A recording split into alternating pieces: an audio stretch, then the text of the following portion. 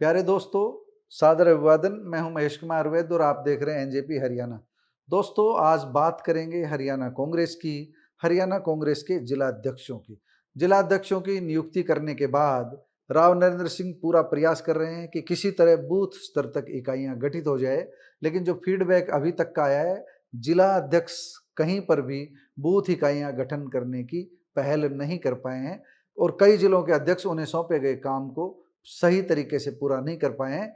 आज हम इसलिए इस बात का जिक्र कर रहे हैं क्योंकि आज 26 मई से 2 दिन की समीक्षा बैठक शुरू हो गई है। कांग्रेस अपने जिला अध्यक्षों का फीडबैक ले रही है। जिसने काम किया है बेहतर, उसे इनाम मिलेगा, उसका दायित्व बरकरार रहेगा, उसे शाबाशी मिलेगी। और जिन्होंने काम करने में कोताही बरती है, जिनकी काम के प्रति उदासीनता पाई जाएगी, उनकी छुट्टी हो जाएगी। हम अभी ये नहीं कह रहे कि किस किस जिलाध्यक्ष की छुट्टी होगी और कौन कौन अपने पद पर बरकरार रहेगा, या किसी की छुट्टी होगी भी या नहीं। लेकिन जो अटकलबाजी चल रही है वो यही है कि कामकाज की समीक्षा के बाद नाकारा जिलाध्यक्ष हटाए जाएंगे। ऐसी खबरें छन छन कर बाहर आ रही है। दोस्तों, आज जो बैठक चल रही है उसकी हम बता दें। आज पहले दिन 24 जिलाध्यक्षों की समीक्षा बैठक है।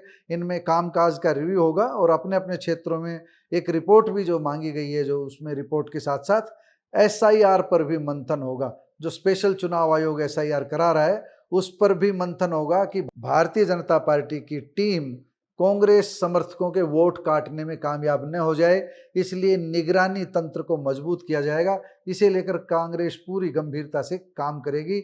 आज की बैठक में और कल की बैठक में, यानी 26 मई और 27 मई की बैठक में एसआईआर पर प्रमुखता से मंथन किया जाएगा, ताकि कांग्रेस समर्थकों के वोट काटने में भाजपा कामयाब न हो। हम आपको यही बता दें कि भाजपा भी 2 दिन पहले कई जिलों में इस तरह की बैठकें कर चुकी है और ये टास्क दिया गया है कि एसआईआर पर पूरी निगरानी की जाए और कोई फर्जी वोट मतदाता सूची में न रह जाए। भारतीय जनता पार्टी जिसे फर्जी मान करके मतदाता सूची से उड़ाना चाह रही है, उड़वाना चाह रही है, कांग्रेस उस नाम को कटने नहीं देना चाह रही है। ऐसा कांग्रेस का प्रयास रहेगा। कांग्रेस का मानना है कि फर्जी की आड़ लेकर के वास्तविक मतदाताओं के नाम सूचियों से उड़ाए जाएंगे। भारतीय जनता पार्टी के इस साजिश को रोकने के लिए कांग्रेस पूरा प्रयास करेगी एसआईआर में। हम बात कर रहे थे जिला अध्यक्षों की, तो फिलहाल पहले दिन 26 मई को 24 जिला अध्यक्षों के कामकाज की समीक्षा होगी। 26 और 27 मई को जो चंडीगढ़ स्थित प्रदेश मुख्यालय में बैठक हो रही है, उसमें जिला कांग्रेस कमेटियों के अध्यक्षों से रिपोर्ट मांगी गई है। और इसको हम बता दें कि ये संगठन सृजन अभियान का ही हिस्सा है। संगठन सृजन अभियान के तहत ही जिला अध्यक्षों की नियुक्ति हुई थी। इस बैठक की अहमियत इसी बात से समझी जा सकती है कि दिल्ली की भी पूरी निगरानी इस बैठक पर है। हरियाणा मामलों के सह प्रभारी जितेंद्र बघेल और प्रफुल्ल गुडे को भी बैठकों में आमंत्रित किया गया, बैठकों में बुलाया गया। सही बात तो यही है कि उन्हीं की निगरानी में ये बैठकें हो रही है। राव नरेंद्र सिंह की अध्यक्षता में, कांग्रेस अध्यक्ष की अध्यक्षता में ये बैठकें हो रही है। और इस बैठक में 2 दिवसीय इस बैठक में रणनीति को अंतिम रूप दिया जाएगा। ये रणनीति जिलाध्यक्षों के कामकाज को लेकर के भी है और एसआईआर को लेकर के भी है। और बैठक में जो अन्य प्रस्ताव जिलाध्यक्षों से जो फीडबैक मिलेगा, उसे लेकर के भी मंथन किया जाएगा। अभी तक का दिल्ली दरबार में जो फीडबैक पहुंचा है वह यही है कि जिलाध्यक्षों की नियुक्ति होने के बाद भी बूथ स्तर तक नियुक्तियां नहीं हुई है। किसी भी ब्लॉक में अभी तक इकाइयां गठित नहीं हुई है, न ब्लॉक स्तर पर न बूथ स्तर पर। और विधानसभा चुनाव की तरह नगर निगम, नगर निकाय के चुनाव में भी कांग्रेस को इसका खामियाजा भुगतना पड़ा है। 6 नगर निगमों में भारतीय जनता पार्टी का कब्जा रहा है, जबकि एक में कांग्रेस समर्थित चेयरपर्सन बनी है। मतलब कुल मिलाकर हम ये कह सकते हैं कि कांग्रेस अभी दयनीय स्थिति में है। हालांकि पहले से थोड़ा सुधार हुआ है। राव नरेंद्र सिंह की नियुक्ति के बाद जिला अध्यक्ष नियुक्त हुए हैं, लेकिन जिला अध्यक्षों का कामकाज कसौटी पर अभी खरा नहीं उतरा है। 26 और 27 को 2 दिवसीय मंथन बैठक में जिलाध्यक्षों के कामकाज की बारीक समीक्षा होगी। जिसका कामकाज कसौटी पर खरा उतरता नहीं मिलेगा, उसकी छुट्टी की जाएगी। एकाएक नहीं तो उसे चेतावनी दी जाएगी, कामकाज में सुधार का मौका दिया जाएगा। फिर भी बात नहीं बनी तो एक पार्टी और रास्ता अपना सकती है। सूत्रों से जो खबर हमारे पास आ रही है, कार्यकारी जिलाध्यक्ष की नियुक्ति की जा सकती है। जिलाध्यक्ष के साथ शक्तियों का विकेंद्रीकरण किया जा सकता है, लेकिन कांग्रेस काम में ढिलाई नहीं बरतने देगी। जिलाध्यक्षों को काम सौंपा जाएगा, जिलाध्यक्षों को ड्यूटी सौंपी जाएगी। जिलाध्यक्षों को संगठन सृजन अभियान के तहत बूथ स्तर तक अपनी इकाइयां गठित करनी पड़ेगी।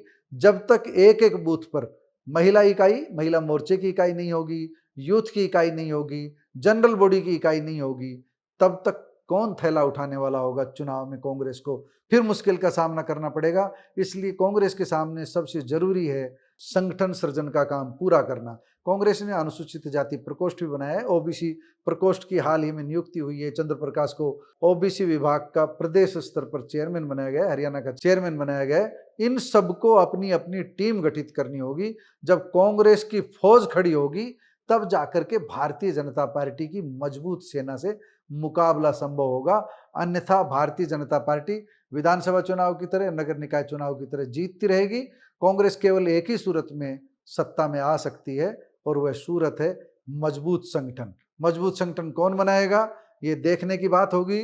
राव नरेंद्र सिंह फेल हुए तो उनका भी कुर्सी पर अधिक समय तक बने रहना संभव नहीं होगा। अभी तक राव नरेंद्र ने कोई बड़ा चमत्कार नहीं दिखाया है। नगर निकाय चुनाव में उनके पास मौका था, लेकिन वह इस मौके को कांग्रेस के पक्ष में नहीं भुना पाए। बस गनीमत यही है कि प्रमुख विपक्षी दल के रूप में हरियाणा में कांग्रेस ही सबसे मजबूत है और इंडियन नेशनल लोक दल की अभी उतनी स्वीकार्यता नहीं है जिसे सत्ता में आने की संभावना के रूप में देखा जाए। हालांकि इंडियन नेशनल लोक दल, जननायक जनता पार्टी और दूसरे दल पूरा प्रयास कर रहे हैं, लेकिन फिलहाल हम आपको बता दें कि भारतीय जनता पार्टी सत्ता में है तो प्रमुख विपक्ष की भूमिका कांग्रेस के पास ही है। कांग्रेस ने पहल तो की है, लेकिन इस पहल से काम चलने वाला नहीं है। बूथ स्तर पर संगठन होगा और वो भी हर इकाइयों का, हर मोर्चे का संगठन होगा, तब जाकर के कांग्रेस भाजपा से मुकाबला कर पाएगी। 26 मई को और 27 मई को चंडीगढ़ में जो मंथन बैठक हो रही है, उस बैठक से अमृत निकलेगा। वही अमृत कांग्रेस के लिए संजीवनी बनेगा, लेकिन यह अमृत तब संजीवनी बनेगा जब बूथ स्तर तक इकाइयां गठित होगी। इस बैठक में बूथ स्तर तक इकाइयां गठित करने को लेकर क्या रोड मैप सामने आता है, क्या कार्य योजना सामने आती है, इसे लेकर फिर बात करेंगे अगले वीडियो में। दोस्तों, आप कांग्रेस की इस 2 दिवसीय बैठक को लेकर क्या सोचते हैं, कमेंट बॉक्स में जाकर बताइएगा जरूर। नमस्कार, धन्यवाद।